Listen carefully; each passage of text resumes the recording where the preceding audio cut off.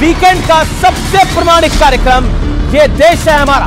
Secular देश में वक्फ क्यों? वक्फ बोर्ड जैसी सिस्टम है तभी तो ये देश सेकुलर है। आप पेपर लेके आए, आपको क्या चाहिए? आपको कागज चाहिए, कागज चाहिए ना? इन्होंने क्या बोला, इन्हें क्या चाहिए? कागज चाहिए। कागज आगे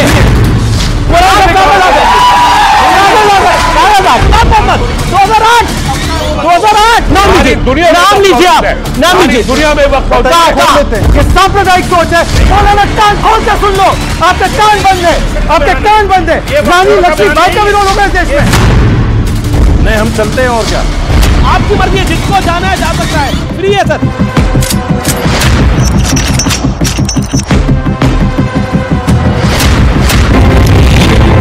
आप देख रहे हैं ये देश है हमारा, अमीश देवगन के साथ।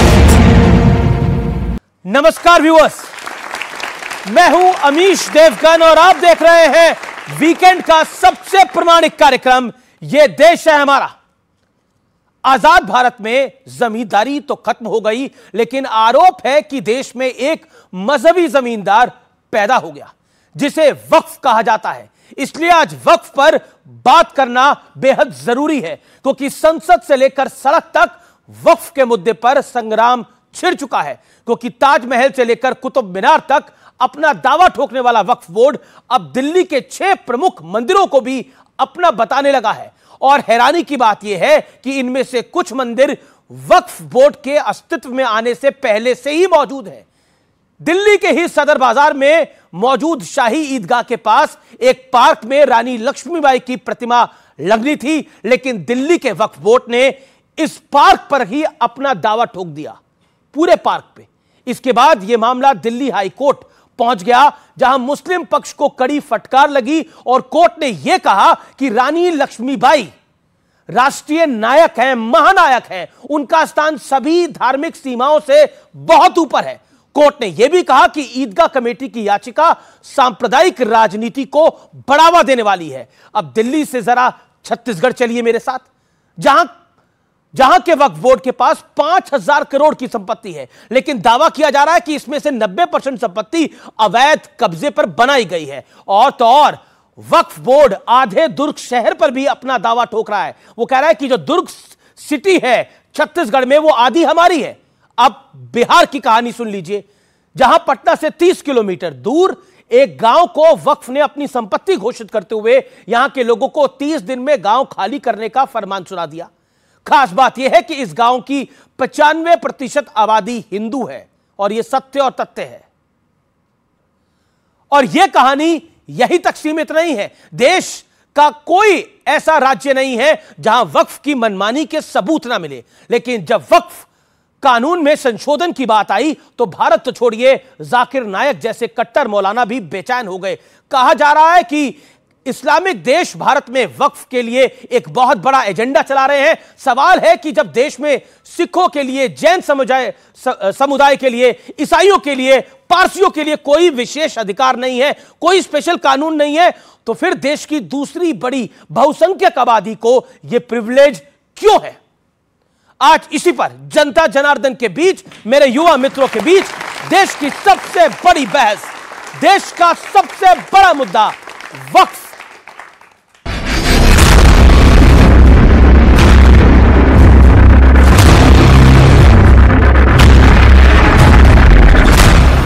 आज वक्फ पर बात करने का दिन है, क्योंकि देश की राजधानी दिल्ली में वक्फ रानी लक्ष्मीबाई की मूर्ति लगाने का विरोध कर रहा है।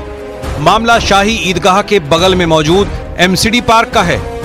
वक्फ बोर्ड इस पार्क पर अपना मालिकाना हक जता रहा है और इसी मांग को लेकर दिल्ली हाईकोर्ट भी पहुंचा था, लेकिन वहां से उसे निराशा हाथ लगी। वक्फ बोर्ड जमीन हड़पो आंदोलन न करे, क्योंकि जब लोग गए थे बंटवारे के समय वो जमीन हिंदुओं का था, उसको वक्फ बोर्ड ने जबरदस्ती ले लिया और कांग्रेस ने उसे कानूनन इतना अधिकार दे दिया कि जो खाता न बही, जो वक्फ कहे वही सही।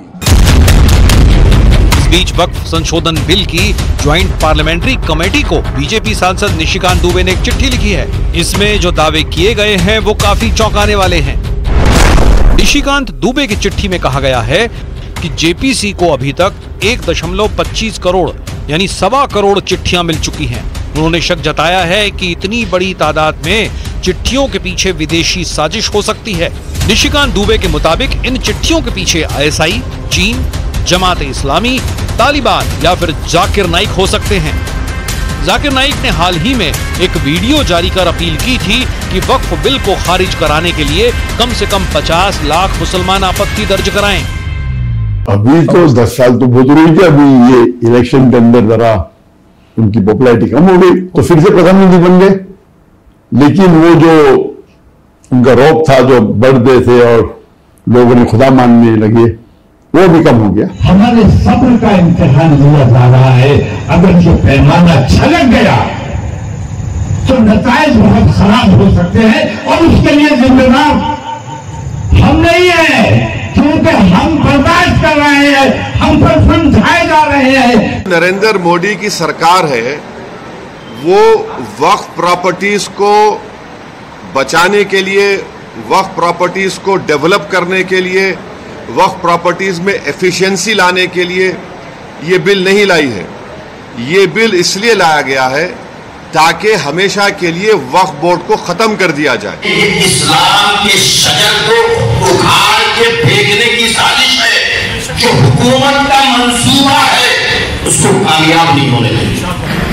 वक्फ बोर्ड तरमीमी बिल 2024। वक्फ बोर्ड के पास इस वक्त देश में तीसरी सबसे ज्यादा संपत्ति है और आए दिन वक्फ पर किसी न किसी पर अवैध कब्जे के आरोप लगते रहते हैं, जिसे किसी अदालत में चुनौती नहीं दी जा सकती।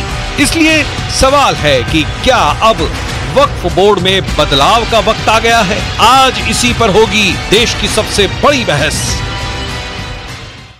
तो आज इसी मुद्दे पर होगी देश की सबसे बड़ी चर्चा, और इस बड़ी चर्चा में, वक्फ के ऊपर इस व्यापक चर्चा में, इस व्यापक विमर्श में आपका अभिनंदन है। जोरदार तालियों से अभिनंदन करिए। मेरे मेहमानों का यहां पर आपका स्वागत है, मेरे युवा मित्रों का स्वागत है। बहस के मुद्दे क्या हैं? बहस के मुद्दे आपको मैं बता देता हूं। भारत जैसे सेकुलर देश में वक्फ बोर्ड की जरूरत क्या है, यह बहस का मुद्दा नंबर 1। मुसलमानों को वक्फ तो बाकी आबादी को यह विशेष अधिकार क्यों नहीं? सिखों को, जैनों को, पारसियों को, ईसाइयों को यह अधिकार क्यों नहीं? हिंदुओं को यह अधिकार क्यों नहीं? वोट बैंक के लिए वक्फ को असीमित अधिकारों का गिफ्ट दिया गया कांग्रेस की सरकार के अंदर और बाकी सरकारों के अंदर। यह एक मूल प्रश्न है। आज इस चर्चा का मैं आगाज करता हूं, परिचय करा देता हूं। मेरे साथ मेहमान कौन कौन जुड़ रहे हैं, जोरदार तालियों से अभिनंदन करिए। तस्लीम रहमानी का जाने माने मुस्लिम स्कॉलर हैं और एमपीसीआई के अध्यक्ष हैं, आपका अभिनंदन है। मेरे साथ राजकुमार भाटी हैं, समाजवादी पार्टी के नेता प्रवक्ता, उनका अभिनंदन है। शहजाद पूनावाला, भारतीय जनता पार्टी के नेता प्रवक्ता, अभिनंदन है उनका। मेरे साथ विष्णु शंकर जैन है, सुप्रीम कोर्ट के जाने माने वकील हैं और ये लड़ाई लड़ रहे हैं ज्ञानवापी की। मेरे साथ जुड़े हुए हैं मौलाना साजिद रशीदी, इस्लाम के जानकार हैं, उनका भी अभिनंदन है इस चर्चा के अंदर सबसे। और मेरे तमाम एक बार फिर युवा मित्रों का स्वागत है। इस चर्चा का मैं आगाज करता हूं। आप वकील हैं विष्णु शंकर जैन, तो शुरुआत आपसे करते हैं। यह वक्फ का कानून है क्या? अगर आपको 1 मिनट में मैं अपने व्यूअर्स को बोलूं समझाने के लिए तो। देखिए, इनिशियली अगर कोई वक्फ की बात करे तो जो इस्लामिक लॉ का हमने अध्ययन किया है, अगर कोई इस्लाम को मानने वाला है, मुस्लिम समाज से आने वाला व्यक्ति अपनी स्वयं जो उसने अपने जीवन काल में प्रॉपर्टी अर्जित की है, अगर वो उसको अल्लाह को डोनेट करता है, डेडिकेट करता है, तो उसे एक वैलिड वफ़ माना जाता है। और जो सबसे पहला वफ़ एक्ट आया था इस देश में 1913 में आया था, वफ़ एक्ट 1913, फिर 1923 में आया, फिर यूपी मुस्लिम वफ़ एक्ट आया 1936 में, फिर यहाँ से गड़बड़ी शुरू हुई है जब वफ़ एक्ट 1954 आया है, और अब आप उसका एक विशाल रूप देख रहे हैं। और दिक्कत क्या है, मैं आपको ये बता रहा हूँ। आपने वफ़ एक्ट 1995 में असीमित अधिकार दे दिए वक्फ बोर्ड को कि वो किसी भी संपत्ति को वक्फ संपत्ति घोषित कर सकता है अगर उसको ऐसा रीजन टू बिलीव है। और जो बात मैं बोल रहा हूं हू बहू ये शब्द सेक्शन 40 सब क्लॉज 1 और सेक्शन 40 सब क्लॉज 3 में लिखे हुए हैं। इसके खिलाफ हमारा विरोध है कि अगर आपकी अपनी संपत्ति को आपको वक्फ करना है तो आप करिए, पर मेरी संपत्ति को जो नॉन मुस्लिम्स हैं उनकी संपत्ति को आप वक्फ संपत्ति कैसे घोषित कर सकते हैं। और अमीश जी, अब ये सिर्फ और सिर्फ एक लॉ में प्रपोजिशन है, power corrupts and absolute power corrupts absolutely. अगर आप किसी को असीमित अधिकार देंगे तो उसका दुरुपयोग तो होना ही होना है। और उसके बहुत उदाहरण हमने देखे हैं। इलाहाबाद हाईकोर्ट की लिस्ट, इलाहाबाद हाईकोर्ट की जमीन उसको आपने वक्फ संपत्ति घोषित कर दिया। इलाहाबाद हाईकोर्ट को सुप्रीम कोर्ट जाना पड़ा और अल्टीमेटली सुप्रीम कोर्ट ने ऑल्टरनेट लैंड देके उनको वहां से खाली कराया। तो पॉइंट ये है, अगर आपके वक्फ को कानून को शॉर्ट में समझना है तो कानून यही है कि आपको अपनी संपत्ति वक्फ संपत्ति घोषित करने का अधिकार है, किसी और की संपत्ति को आप वक्फ संपत्ति नहीं कर सकते। अच्छा, और ये जो पावर दी गई है, ये जो पावर दी गई है, इसके खिलाफ हमारा विरोध। जी, मैं तस्लीम नमानी आपके पास आता हूं और अगला 1 मिनट में आपको देखता हूं। देखिए, मुझे लगता है कि इस पर विमर्श होना चाहिए आज और बाकायदा तर्कों के साथ होना चाहिए। अगर यह अधिकार वक्फ के पास है, यह अधिकार मुस्लिम्स के पास है, तो यह अधिकार ईसाइयों और पारसियों के पास क्यों नहीं होना चाहिए कि वो भी ऐसा कर पाए? हिंदुओं के पास क्यों नहीं होना चाहिए कि वो भी ऐसा कर पाए? जैनों के पास क्यों नहीं होना चाहिए कि वो भी ऐसा कर पाए? पहली बात तो ये समझ लेनी चाहिए कि वक्फ की जो भी प्रॉपर्टीज हैं वो वक्फ बोर्ड की प्रॉपर्टीज नहीं हैं। और ये इस बात से साबित है कि वक्फ बोर्ड इन जमीनों को ना खरीद सकता है ना बेच सकता है, उसका कस्टोडियन होता है, मालिक नहीं होता। वक्फ के बारे में समझ लेनी चाहिए। दूसरी बात ये समझ लेनी चाहिए जो विष्णु ने भी कहा कि जो मुसलमान अपनी ख्वाहिश के मुताबिक अपनी मर्जी से अपनी कमाई हुई ज़मीन को अल्लाह के रास्ते में किसी खैर के काम में, अस्पताल के लिए, बेवा के लिए, यतीम के लिए देना चाहता है, वो उसे अल्लाह के लिए वक्फ करता है, किसी इंडिविजुअल को नहीं करता। तो वो वक्फ का अधिकार उसको है। अगर क्रिश्चियन ऐसा करना चाहते हैं और करते हैं, और ईसाई और सिख और हिंदू वो लोग ऑलरेडी करते हैं, तो वो भी करें। इसमें किसी को क्या दिक्कत है? सवाल और मसला यहाँ वो नहीं है जो आप उठा रहे हैं। मसला ये है कि हुकूमत इस बिल के जरिए उस इख्तियार को छीनना चाहती है और उस कस्टडी को छीनना चाहती है जो मैनेजमेंट की कस्टडी है। अच्छा, एक हार्ड फैक्ट ये है कि इस देश में आर्मी और रेलवे के बाद किसी के पास अपनी जमीन है तो वो वक्फ है। गलत नोशन नहीं है, ये सही नोशन है। नहीं, ये जो आप बात कह रहे हैं आंध्र प्रदेश हाईकोर्ट का जजमेंट, नहीं, ये सही नोशन है। ये सही नोशन है कि रेलवे और आर्मी के बाद किसी के पास अपनी लैंड है तो वक्फ के बाद। अब एक बात बताइए, देखिए, अब आप नॉन स्टॉप नहीं बोल सके। मैंने आपको अधिकार दिया बोलने का, नहीं, यहां पर अधिकार है बोलने का, लेकिन असीमित अधिकार नहीं है। सर, ये असीमित अधिकार नहीं है आपके पास। यहां पर चर्चा में आप ही नहीं बोलते रहेंगे, राजकुमार भाटी भी है, शहजाद पूनावाला भी है। असीमित अधिकार तो नहीं है ना भाई किसी के पास? एक सेकंड, इनका भी अधिकार है बोलने का। कितने लोग बोलना चाहते हैं यहां पर? ये भी देश के अवाम है, इनको भी अधिकार है बोलने का, ये भी अपनी बात को रखेंगे। आज आप सब मेहमान है मेरे, आप इस चर्चा में बोलेंगे और मैं ये वादा करता हूं ये लोग बोलेंगे। सुनिए, अब मैं आता हूं शहजाद पूनावाला, आपकी बात तो कह रहे हैं असीमित अधिकार तो है नहीं, और जाकिर नायक कह रहा है कि देखिए अब मोदी पहले से कमजोर हो गए हैं। और देखिए, फॉरेन इंटरफेरेंस है या नहीं है, लेकिन विदेशों से बयान आ रहे हैं। जाकिर नायक कह रहा है कि मोदी पहले से कमजोर है, अगर मुसलमान कूच करेगा तो झुकना पड़ जाएगा। मेरा प्रश्न सीधा यह है, सीधा मेरा प्रश्न यह है कि पटना से 30 किलोमीटर दूर एक गांव, पूरे का पूरा गांव वक्फ का हो गया और नोटिस दे दिया गया कि गांव खाली कर दीजिए। वहां पे 95% आबादी हिंदुओं की है। शहजाद पूनावाला, आप भी मुसलमान हैं, जवाब दीजिए इस बात का। नहीं, केवल पटना के गांव की नहीं, इन्होंने तो ताजमहल भी क्लेम कर लिया। छत्तीसगढ़ में तहसील की ऑफिस, सूरत में म्युनिसिपल हेडक्वार्टर, और यहाँ तक कि एक तमिलनाडु में 1500 साल पुराना गांव। कुरान पाक नाजिल हुआ प्रॉफेट मोहम्मद सल्लल्लाहु अलैहि वसल्लम पर 1400 साल पहले, वक्फ उसके बाद आया, गांव क्लेम किया 1500 साल पुराना। बताइए क्या चल रहा है? ये वक्फ में संशोधन लाने की बात पहले सबसे की किसने? सच्चर कमेटी रिपोर्ट, मुसलमानों ने उसकी पैरवी की। JPC 9th report Rahman Khan की अध्यक्षता में बनी, मुसलमान जैसे आगा खानी, दरगाह के लोग, जो बोरा समाज के लोग, महिलाएं। और क्या है वक्फ के अमेंडमेंट? वक्फ के अमेंडमेंट प्रो गुड गवर्नेंस है, प्रो ट्रांसपेरेंसी है, प्रो गरीब है कि गरीबों को, यतीमों को, बेवाओं को उसका अधिकार मिले। वक्फ की पता है जमीन कितनी है? 9 लाख एकड़। 9 लाख एकड़ को मैं आपको साइज में बताता हूं। एक मुंबई है ना, पूरा मुंबई शहर 1 लाख एकड़, 9 टाइम्स मुंबई, इतना वक्फ के पास जमीन है। इनकम कितनी है? 200 करोड़। सच्चर कमेटी ने बोला मिनिमम 12,000 करोड़ आनी चाहिए। अच्छा, ये 12,000 करोड़ इनकम आएगी तो किसके पास जाएगी? ये कोई सरकार के पास तो जाएगी नहीं, टेंपल ट्रस्ट तो है नहीं, ये जाएगी तो मुसलमानों के बेनिफिट के लिए। तो ये मुसलमानों के बेनिफिट के लिए है। और जो मुसलमानों ने, अमीर मुसलमान, जो पॉलिटिशियंस के साथ जुड़े हुए मुसलमान देखते होंगे ना, वो बड़े बड़ी गाड़ियों में आते हैं, फॉर्च्यूनर में आते हैं, बड़े बड़े नेताओं के साथ घूमते उठते बैठते, उनकी इफ्तार पार्टी में टोपी लगा के नेता जाते हैं, उनके साथ बैठकर वो लोग ये लैंड हथियाना चाहते हैं और ऑडी पौने दामों में बेचना चाहते हैं। इसीलिए वो इस संशोधन के खिलाफ है। पर मैं आखिरी बात छोड़ना चाहता हूं, बाकी सब छोड़ दो, दिल्ली की घटना बताता हूं। डीडीए की जमीन 2016-17 में आम आदमी पार्टी की सरकार बोलती है हम फ्लाईओवर बनाना चाहते हैं, रानी लक्ष्मीबाई का स्टैच्यू हम हटाना चाहते हैं, उसको प्लेस करना है कहीं और। एमसीडी और डीडीए बोलती है हमारी एक पार्क है उसमें लगा देते हैं। सब लोग बोलते हैं ओके जी, ग्रेट। वक्फ बोर्ड आते हैं, कहता है ये पार्क हमारा है, रानी लक्ष्मीबाई की स्टैच्यू नहीं लगेगी। और रानी लक्ष्मीबाई के स्टैच्यू से भी इनको प्रॉब्लम हो चुकी है। बताइए रानी लक्ष्मीबाई के स्टैच्यू से क्या समस्या हो सकती है? सच्चर कमेटी रिपोर्ट ने पैरवी की थी कि नहीं वक्फ के अमेंडमेंट की? जी। जेपीसी 9 रिपोर्ट ने की थी कि नहीं की थी? जी, मैं और किससे पूछूंगा? बिल्कुल आपसे पूछ, आप ही से पूछो। आप पूरे देश से भी पूछ सकते हैं। आपसे पूछो, देश से क्या? आप ही से पूछो। आप ज्यादा यहाँ पर वक्फ के वकील आप है ना? 12,000 वक्फ के वकील आप है ना? यहाँ पर मैं वकील नहीं हूँ, वकालत कर रहे हैं ना जैन है। हालांकि इनका कोई उस पे स्टेक नहीं है, लेकिन मैं वकील नहीं हूँ। नहीं, वो बेनिफिशियरी है। नहीं हूँ। स्टेक क्यों है? एक सेकंड, आपने क्या बोला सर? क्या बोला? इनका क्या स्टेक नहीं है? अब देर में समझ में आया, आपकी बत्ती बाद में चली। मैं कह रहा हूँ वक्फ बोर्ड, मुसलमानों ने अपनी जमीनें वक्फ की हैं अल्लाह के कॉज के लिए, गरीबों के लिए, चैरिटी के लिए। बाकी किसी का स्टेक क्या है?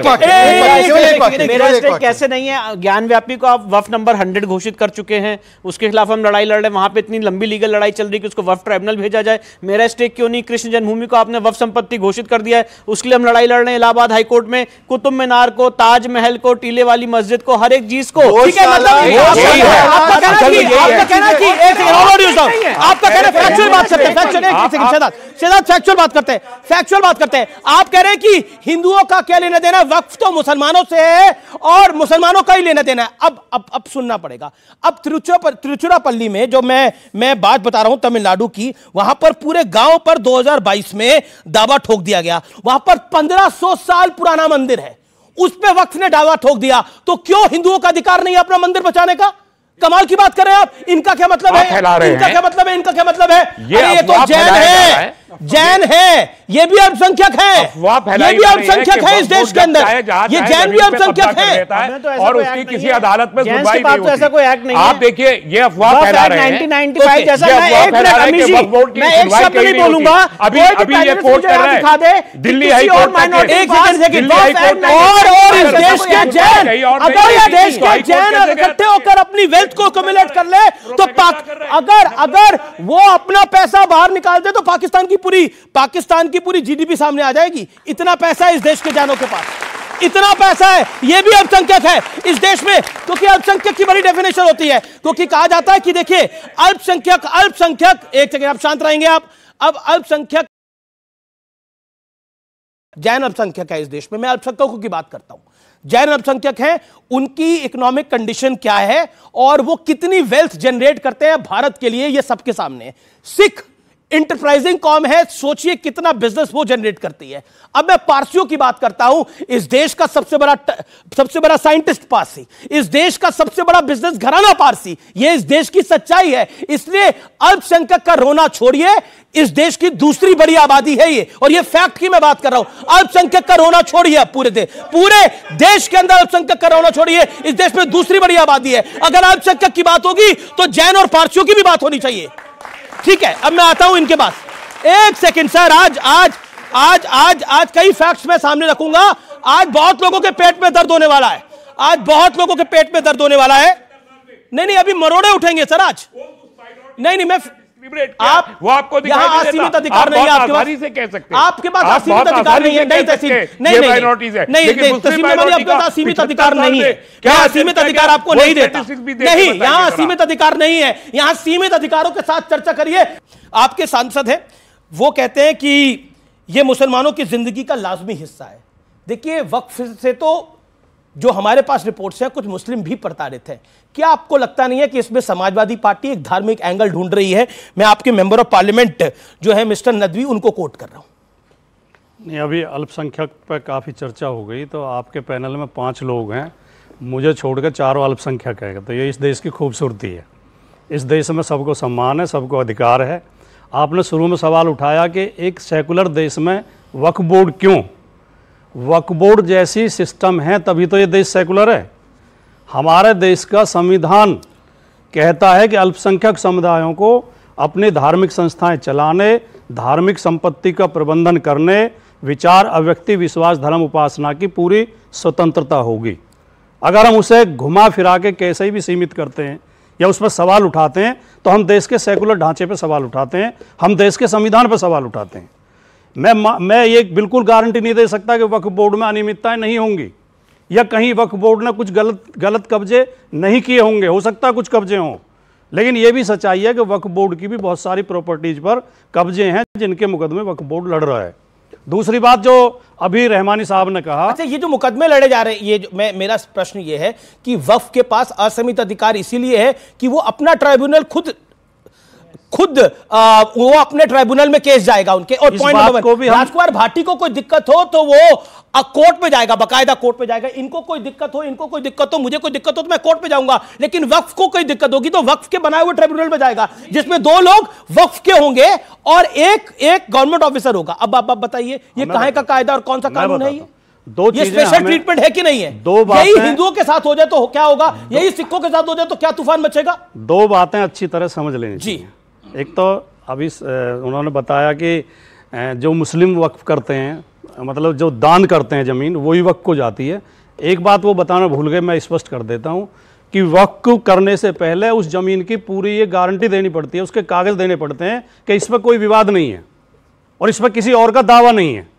पहली बात तो ये, तब वो वक्फ बोर्ड को अधिकारों पे बात करी, ऐसा नियम है। मैंने वक्फ के ट्राइब्यूनल पे दूसरा ट्रिब्यूनल की बात आई, वो ट्रिब्यूनल तो हमारी सरकार ने ही तो बनाया है, वो सिस्टम के तहत तो बनाया, नियम कानून के तहत तो बनाया। आपको ठीक लगता है वो ट्रिब्यूनल? नहीं, अगर कोई कमी है तो उसमें दूर की जा सकती है। नहीं क्या, लेकिन हम हर चीज पे तीसरी बात, ये बार बार झूठ बोला जाता है। मैंने कमी की बात करी। आपको अगर कोई मसला होगा तो आपको कोर्ट जाना पड़ेगा, लेकिन वक्फ का कोई मसला होगा तो उसको वक्फ के ट्राइब्यूनल में जाना पड़ेगा। अब बताइए। देखिए, एक क्लैरिफाई, सिखों के तमाम गुरुद्वारों का प्रबंधन शिरोमणि गुरुद्वारा प्रबंधक समिति करती है, लेकिन जमीन का विवाद होगा तो कहां जाएगा? हमारा इंटरफेयर नहीं कर सकते। जमीन का विवाद कहां जाएगा? कोर्ट में जाएगा। जैन धर्म के ट्रिब्यूनल नहीं है। हिंदुओं के मंदिर का विवाद होगा तो उनका कोई मंदिर ट्रिब्यूनल नहीं है। जैन धर्म के लोग भी अपनी संस्थाएं चलाते हैं। अगर आप ये कहना चाहते हैं, अगर सरकार हमारी ये सोचती है कि आप ये कहना चाहते हैं, मैं आखिरी बात बोल रहा हूं कि धार्मिक संस्थाओं में, धार्मिक संपत्ति में कहीं कोई अनियमितताएं हैं, उन पर गलत कब्जे हैं, तो एक कॉमन कानून लेके आइए कि देश की कानून तो सभी धार्मिक, अमीश जी, मैं जो कह रहा हूं उस पर आप ध्यान दीजिए। देश की तमाम धार्मिक संस्थाओं की संपत्ति वो सरकार की होगी। आप देखिए कितना दर्द होता है लोगों के पेट में। यहाँ पर 1 वर्सेस 4 या 1 और 4 नहीं है, यहाँ पर सब 5 के 5 भारतीय है और यही सोच हम सब लोगों की होनी चाहिए। ये सोच का अंतर करना, इसीलिए इनका तो पूरा नारा था संविधान बचाओ। संविधान में एक आर्टिकल है, आर्टिकल 14। आर्टिकल 14 बोलता है कि आपका धर्म चाहे कुछ भी हो, आपको इक्वली ट्रीट किया जाएगा। तो स्टेट एक के लिए वक्फ की पूरी व्यवस्था और दूसरे जैन समाज के लोग, क्रिश्चियन समाज के लोग, बुद्धिस्ट समाज के लोग अलग व्यवस्था क्यों? अच्छा, वक्फ कानून में बनाइए, वक्फ कानून भी बनाइए, कोई समस्या नहीं। वक्फ कानून में है कि लिमिटेशन एक्ट जो बाकी लोगों पे अप्लाई होता है कि एक समय के बाद आप केस नहीं कर सकते, वो लिमिटेशन एक्ट वक्फ पे अप्लाई नहीं होगा। Oman, Saudi, Iraq, Iran, Libya, ये देशों में भी ऐसे वक्फ के कानून नहीं है जैसे भारत में कानून बना रखे हैं भाई। और आखिरी बात जी, 2 बात, कांग्रेस का बहुत अच्छा है, समाजवादी पार्टी तो चलिए बाद में आई, कांग्रेस ने ये सारी जड़ शुरू की है। कांग्रेस ने 2 कानून बनाए, पहले थे शहजाद भाई। हाँ, मैं पहले पार्टी से आई, मेरी तो आंखें खुल गई तो मैं तो निकल के आ गया, आप अभी चले गए। बताइए, मेरी तो आंखें खुली। दूसरी बात, 2 कानून उन्होंने बनाए। 2 कानून कैसे थे कि यदि अमीश देवगन चाहते हैं कि वो अपने पूजा पद्धति और पूजा को करने के लिए एक मंदिर में चले जाए तो मंदिर पे क्लेम नहीं कर सकते 47 के बाद। पर अगर मुसलमान, अगर ताहिर, तस्लीम रहमानी है, साजिद रशीदी है, किसी भी प्रॉपर्टी को वक्फ के माध्यम से अपनी प्रॉपर्टी बता दो, वो प्रॉपर्टी हमारी, फिर लड़ते रहो, केस कागज लेकर घूमते रहो। ये दोहरा मापदंड है कांग्रेस पार्टी का कि आपको अपना धार्मिक अधिकार नहीं मिला और इनको असीमित अधिकार मिल गया। ये नहीं हो सकता।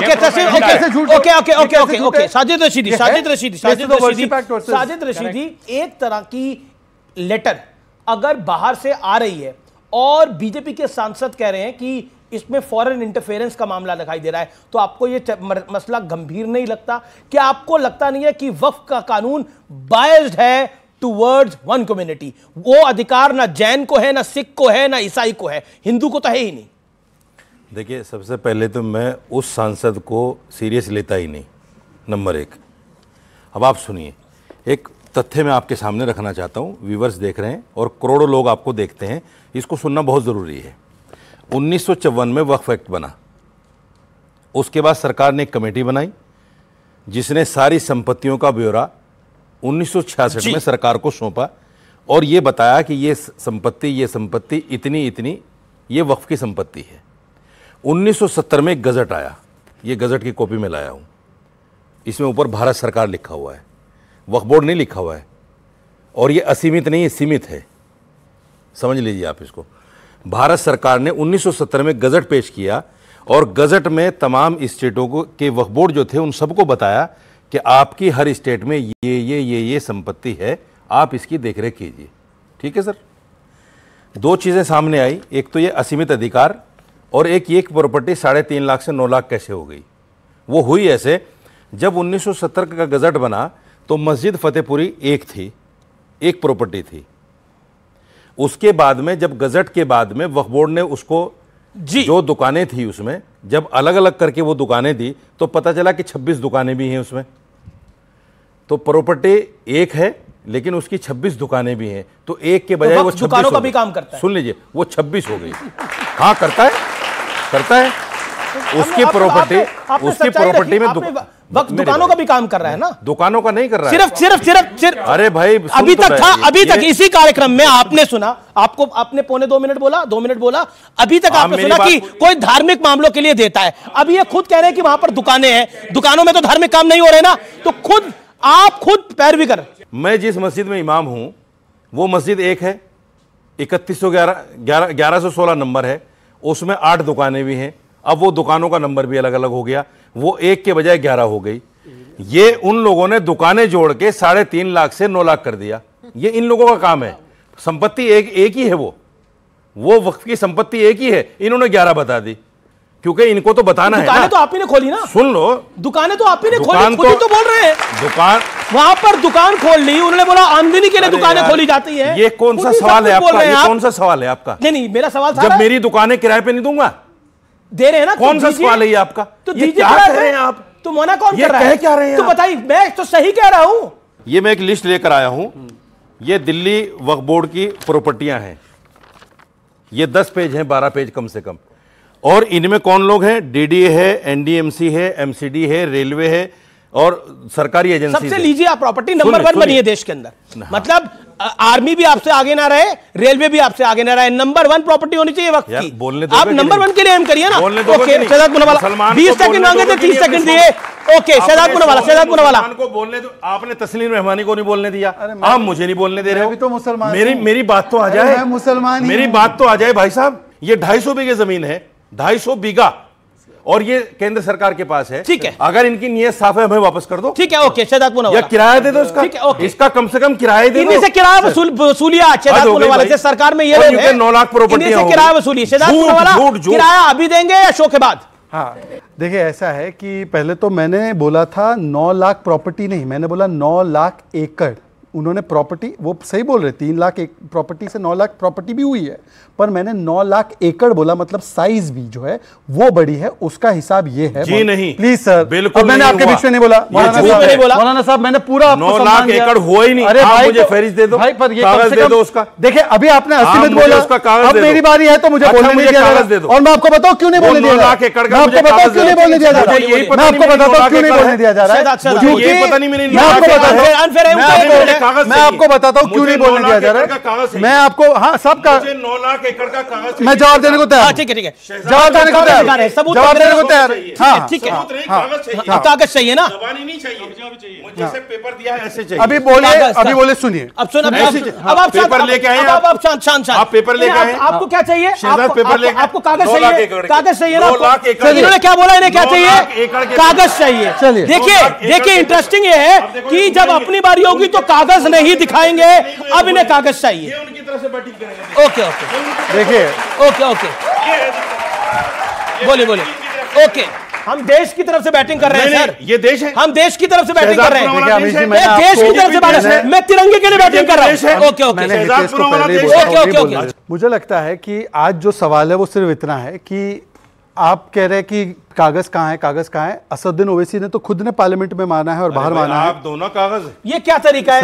या तो ओवैसी का क्या मतलब है मैंने ये अनफेयर है सर, आप बीच में बोल रहे हैं। कौन सी बात है? मैं नहीं कर पाऊंगा, मैंने हितेश को पहले ही बोला था कि मैं इस प्रकार की डिबेट नहीं करूंगा। मुझे डिबेट रोकनी पड़ जाएगी अगर ऐसे होगा। माफी चाहता हूँ, हितेश से मेरे पहली कमिटमेंट हुई थी, उन्होंने मुझे समझाया था, बताया था कि नहीं करेंगे। जब मैंने बोला है तो मैंने पेपर दिखाया, आपने बोला, मैंने तो पूरा सम्मान भी दिया। पेपर देने में कोई समस्या नहीं, मौलाना साहब आप डिबेट कीजिए, आप रुकेंगे ना फिर अपनी चर्चा के लिए।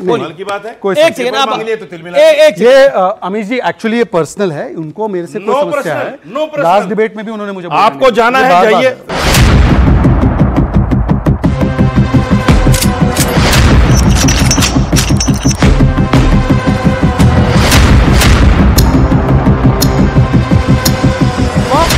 सिस्टम ऑफ इंडिया है, ये मिनिस्ट्री ऑफ माइनॉरिटी अफेयर्स की वेबसाइट है। जितनी वह प्रॉपर्टी आज तक दर्ज हुई है सबका गजट नोटिफिकेशन है और सारी प्रॉपर्टी वहां पे दर्ज है। इनको कागज चाहिए वहां से ले सकते हैं। Point number 1। पॉइंट नंबर 2 सुन लीजिए, एक मिनट सर सुन लीजिए।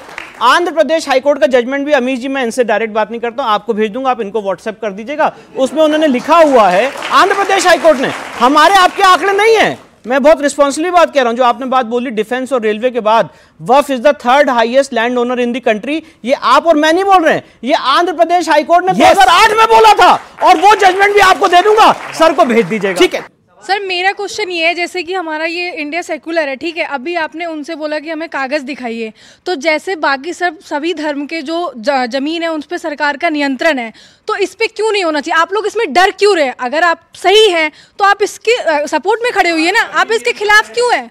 मेरा क्वेश्चन यही है। वक्फ बोर्ड सरकार के ही अधीन आता है, उसी की बॉडी बनती है, सरकार का ही चेयरमैन होता है, उसी के मेंबर्स होते हैं। हम तो मुसलमानों की बात सर, मुसलमानों की बात करनी है ना, तो मुस्लिम महिलाओं की बात करते हैं सर। वक्फ बोर्ड में एक भी महिलाएं क्यों नहीं है सर? बिल में महिलाएं स्टेट से 2 महिलाएं और सेंटर में 2 महिलाएं। अधिकार है बोलने का, ये बोले कि नहीं बोले? बोलने का अधिकार है, बोलने जी। मुझे मेरा अधिकार है, मुझे बोलने दीजिए। एक सेकंड, सर क्या ये जैसे 7 मेंबरों में 2 महिला मेंबर हैं। जैसे शहजाद पूनावाला पूरा देश रिप्रेजेंट नहीं करते, वैसे क्या 2 महिलाएं सिर्फ मुसलमान औरतों को करती है रिप्रेजेंट? दूसरे ओके नफकोर भाटी, एक सवाल है कि वैसे तो आपको मुल्क सेकुलर चाहिए, लेकिन सेकुलर देश में वक्फ क्यों? नहीं, मैं जो बहन सवाल पूछ रही है, मैं नहीं कह रहा, हमारा संविधान कहता है हम भारत के लोग भारत को एक सर्वप्रभुत्व संपन्न समाजवादी पंथनिरपेक्ष लोकतंत्रात्मक गणराज्य बनाने के लिए, बाद में ऐड हुआ है, हमारा संविधान यहीं शुरू होता है। 76 में ऐड हुआ है। ये देश पंथनिरपेक्ष देश है। दूसरी बात, मैंने ये नहीं कहा केवल वक्फ बोर्ड से ही सेकुलर हो जाएगा। सभी अल्पसंख्यक धर्मों को, मैंने बोला था, सभी अल्पसंख्यकों को अपने धार्मिक संस्थाओं का प्रबंधन करने, अपनी संपत्ति की देखभाल करने का अधिकार है। मेरा प्रश्न है कि सेकुलर देश में वक्फ क्यों? लेकिन इस चर्चा में मैं आपका जवाब दे रहा हूं। एक चर्चा में भाई शहजाद पूनावाला ने एक बहुत अच्छी बात कही है, वो गुम गई, उसमें सुनी नहीं ठीक से। उन्होंने कहा 15 अस्पतालों के नाम बता दो। मैं इस बात का समर्थन करता हूं। हमारी धार्मिक संस्थाओं को, चाहे किसी भी धर्म की हो, बच्चों के लिए स्कूल खोलने चाहिए, अस्पताल खोलनी चाहिए, जनता की सेवा के लिए काम करना चाहिए। इस मामले में किसी को बुरा लगे, लेकिन सच्चाई यह है हमारे सिख भाई और ईसाई इस मामले में हमसे बहुत आगे हैं, हिंदुओं से भी और मुसलमानों से भी।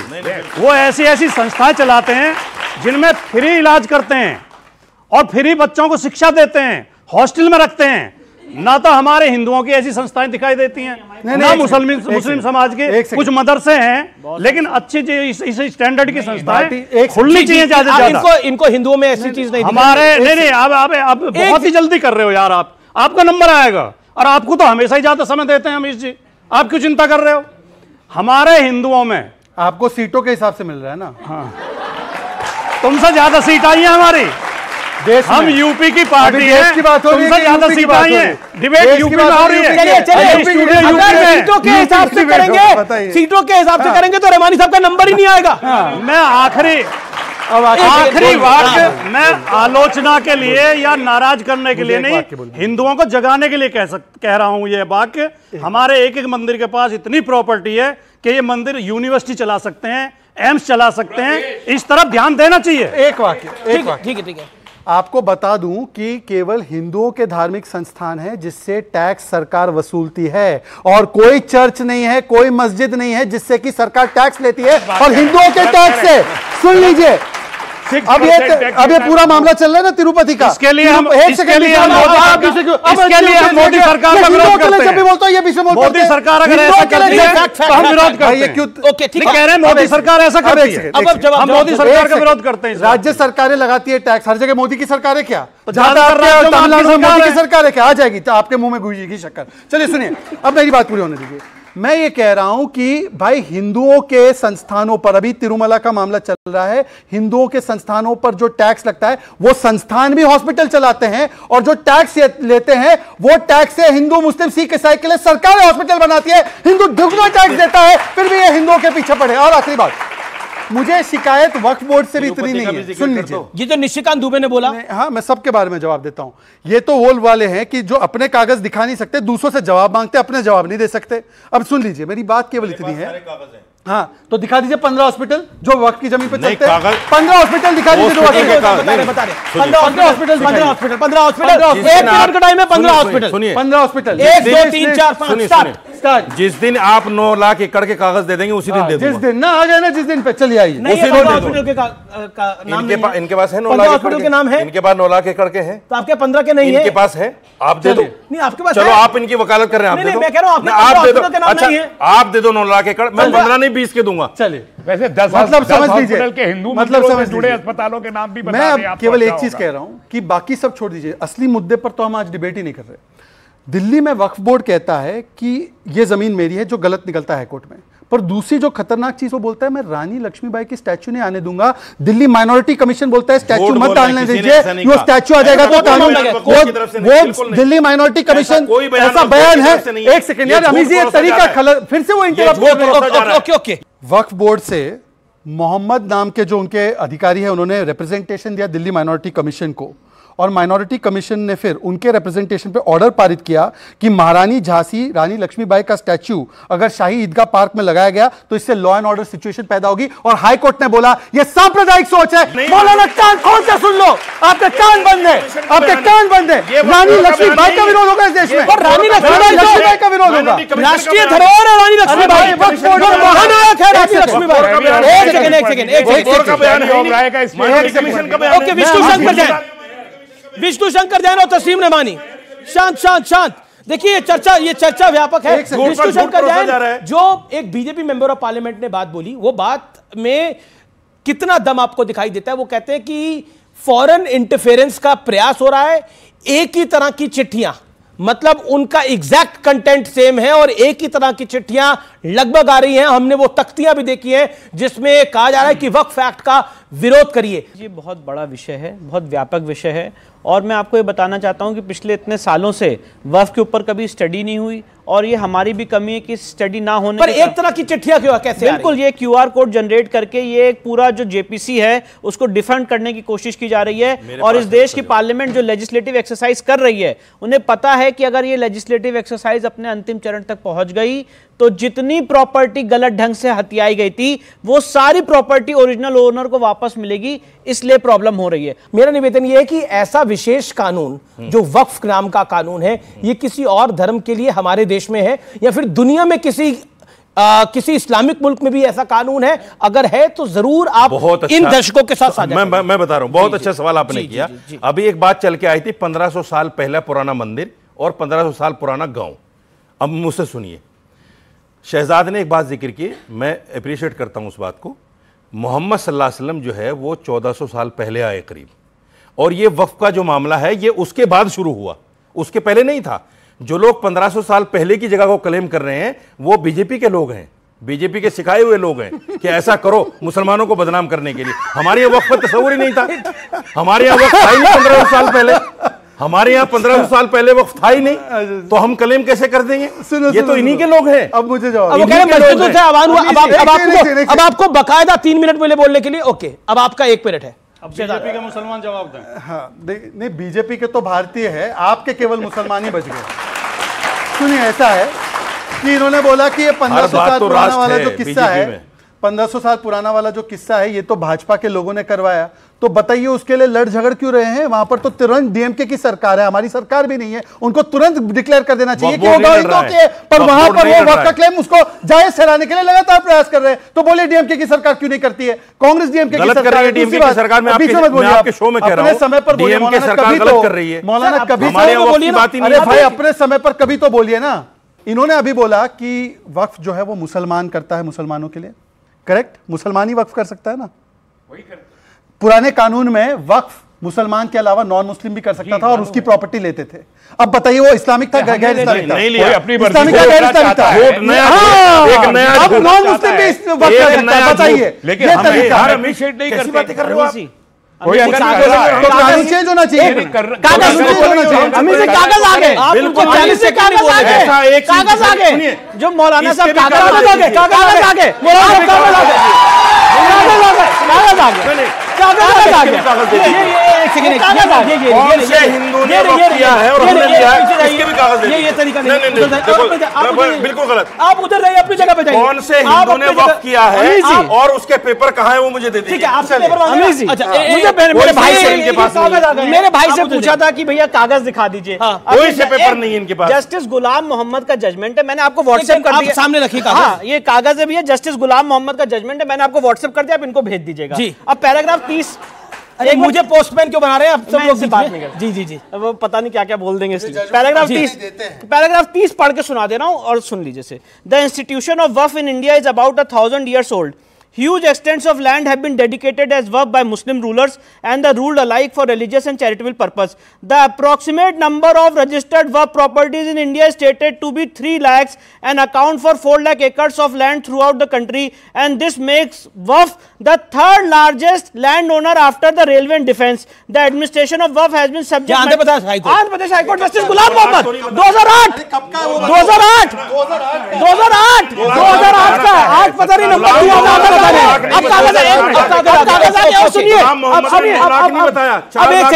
अब एक सेकंड, वक्फ जैसा बोर्ड क्या बाकी धर्मों को भी मिलना चाहिए? फिर मैं एक लॉयर हूं और लॉयर के नाते मेरी ड्यूटी होती है कि संविधान को मैं प्रोटेक्ट करूं।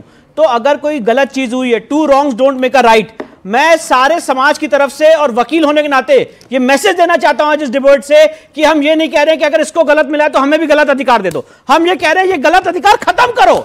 आर्टिकल 14 अगर सबको इक्वालिटी का अधिकार देता है तो वो इक्वालिटी का अधिकार सबके लिए रहे। ये तस्लीम जी के साथ हम लोग तो लंबे अरसे से डिबेट कर रहे हैं, मुझे लगा 2 साल पुरानी डिबेट है। ये सीए आएगा तो हमारी नागरिकता छीन जाएगी। कितनी नागरिकता छीनी सीए से? मुझे बताइए नागरिकता से कितनी छीनी बताइए सीए से? एक नागरिकता नागरिकता नहीं छीनी और अब बोले वक्त आ जाएगा तो जमीनें छीन जाएगी कि भाई सीए के बदले वक्त, सीए के बदले वक्त बहाना है और कुछ नहीं, और कुछ नहीं है। और उसने मिसगाइड किया दिल्ली हाई कोर्ट को। मिस्टर रहमानी एक सेकंड, आपने बोला, आपने अनर्गल बात बोली, एक इस्लामिक मुल्क बताइए जहां पर वक्त जैसा कानून है, एक इस्लामिक मुल्क बताइए, नाम लीजिए, नाम लीजिए, आप नाम लीजिए। दुनिया में वक्त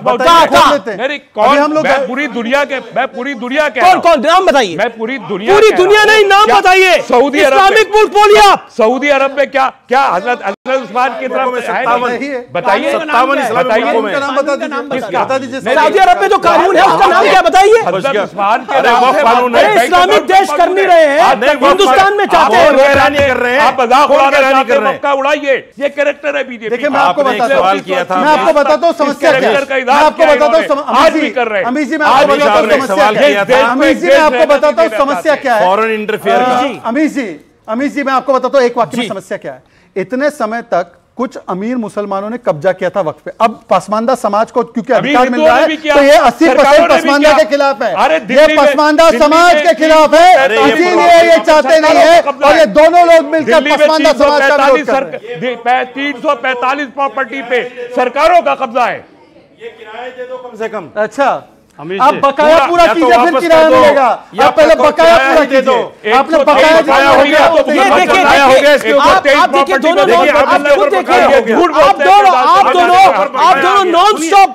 नॉन स्टॉप बोल रहे हैं। राजकुमार भाटी झूठ बोला जा रहा है, कह रहे हैं इन प्रॉपर्टियों पर बकाया है, कोई फर्जी भाटी जी निकाल रहे हैं वो दिखाएंगे अभी। भाटी जी भाटी जी मैं तो कह रहा हूं कि चलिए हिंदू मुस्लिम छोड़ते, एक बार वकालत कीजिए यूनिफॉर्म सिविल कोड की। वो भी हिंदू मुस्लिम है? अरे यूनिफॉर्म सिविल कोड भी हिंदू मुस्लिम है। हाँ मैं बता दूं, सिविल कोड भी हिंदू मुस्लिम है। पूछेगा तो मैं बता दूंगा, जो दादा हिंदू मुस्लिम का बता दूं। एक सेकंड मोदी जी का एक बयान तो सुना भाटी जी ने बहुत बड़ी बात की है कि एक सेकंड भाटी जी भाटी जी अपने आप बोल नहीं सकते क्या? मौलाना को बचाना पड़ रहेगा भाटी को, मौलाना बचा रहे, ये दिन आ गया क्या आपके? भाटी जी जब मुझसे बोलने के लिए कहा जाएगा मैं तब बोलूंगा। ऐसा है अमीश जी अभी इन्होंने कहा यूसीसी, देखिए कैसे ये डिस्टर्ब करते हैं हर डिबेट में, केवल शहजाद पूनावाला क्योंकि मैं पसमानदा हूं। ऐसे सुन लीजिए, इन्होंने कहा कि यूसीसी जो है कम्युनल है, तो एक बार बोल दो नेहरू जी ने और अंबेडकर जी ने डाला था यूसीसी को संविधान में, कम्युनल है। कहां डाला था? संविधान में। नेहरू जी ने लिखा संविधान? अरे क्या विधानसभा में कौन से क्या बोलने जा रहे हैं? नेहरू जी डाल दिया, अंबेडकर जी ने डाला सभा में, कौन लिखा? तो फिर पूरी संविधान सभा ने लिखा था, पूरे 296 मेंबर थे, तो वो सांप्रदायिक थे, वो सांप्रदायिक थे, देश को गुमराह सांप्रदायिक थे क्या? सांप्रदायिक थे क्या? सवाल तो वाजिब है ना, क्या वो सांप्रदायिक, क्या 296 आपके अनुसार? एक सेकंड, आज मैं शॉक्ड हूं कि भाटी जी को मैं क्या कह रहा हूं कि नेहरू जी का नाम इसलिए लिया क्योंकि नेहरू जी ने हिंदू रिफॉर्म किए थे, हिंदू लॉ के रिफॉर्म किए थे, मुस्लिम लॉ की बात आई तो भाग गए, तो नेहरू जी ने यूसीसी डाला, तो नेहरू जी सांप्रदायिक थे क्या? अब बोलिए, फिर कह रहे हो नेहरू जी? अरे नेहरू जी ने डाला था, यूनिफॉर्म सिविल कोड वकालत तो अम्बेडकर साहब ने भी करी ना, अंबेडकर साहब ने भी करी ना, क्या वो सांप्रदायिक थे? जवाब दीजिए। ये यूनिफॉर्म सिविल कोड का मसला केवल इसलिए उठाते हैं कि ये जो इस देश में अल्पसंख्यकों को अधिकार मिले हुए हैं उन्हें छीनना चाहते हैं, जिसमें जैन भी आते हैं, सिख भी आते हैं। विष्णु जी नहीं, हम चलते हैं और क्या, आपकी मर्जी है, जिसको जाना है जा सकता है, फ्री है सर।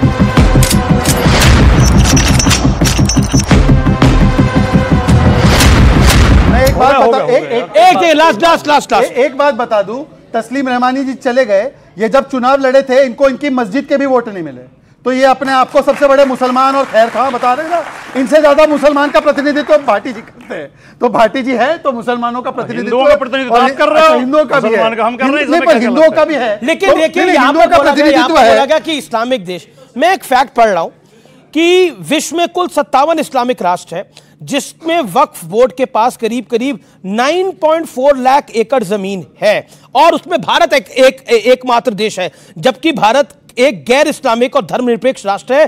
तुर्की, लिबिया, मिस्र, Sudan, Lebanon, Syria, Jordan, Tunisia और इराक जैसे इस्लामिक राष्ट्रों में वक्फ बोर्ड की कोई परंपरा नहीं है, लेकिन हम भारतवर्ष में वक्फ की परंपरा को चाहते हैं। मैं ये निर्णय देश की जनता पर छोड़ता हूं।